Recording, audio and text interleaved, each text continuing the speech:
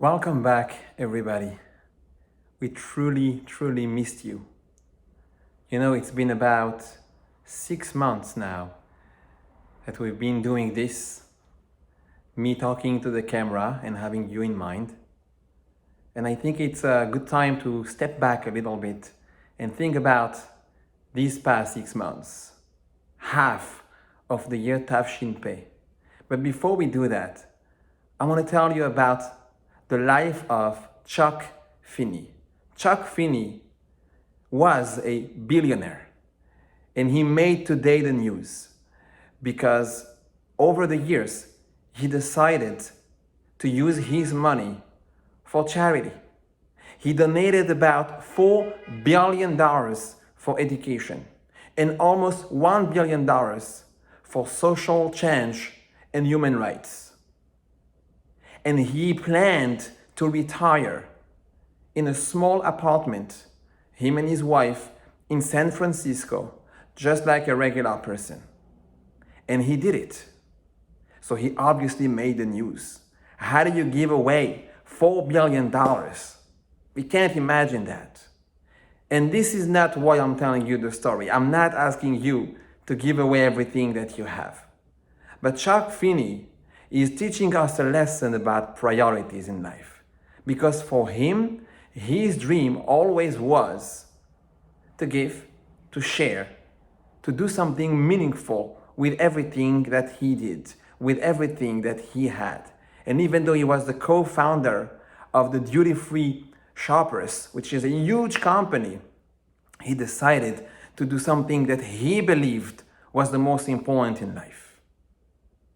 Rosh Hashana is all about reevaluating our priorities. We are going to be given 10 days before Kippur, before the day that really we are scared. Really, Kadosh Baruch Hu is going to seal our faith. Because on the day of Rosh Hashanah, we are going to reevaluate what we value the most, what we consider the most important in our lives. And I think that this year has been actually all about those values, because so many of us have struggled. We struggled with health, we struggled with income, we struggled with family, in our social life, and so many other challenges. But at the same time, we also learned to reevaluate what was truly important for us. And somehow on Rosh Hashanah, we ask HaKadosh Baruch Hu to find the strength within ourselves to make the right choices, to do what really is important for us. Because from now on, we understand the value of life and health. We understand the value of the people that matters the most to us, the ones that are closest to us. We also understand the value of time and how to manage it the right way. And there are so many other lessons that the pandemic has taught us that is all about priorities in life. So we pray on Rosh Hashanah that Borei Olam is going to give us the right tools.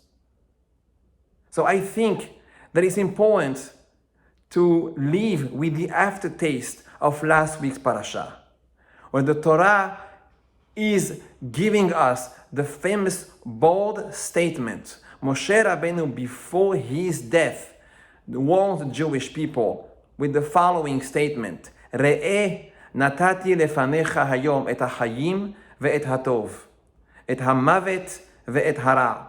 Look, he says, I place before you life and death, good and bad. And he tells us, Uvaharta b'chayim, choose life, do what's right. And there is no better time than to have the sound of Moshe Rabbeinu, the sound of those Pesukim, ring in our ears and shake us up a little bit. Choose life, he says.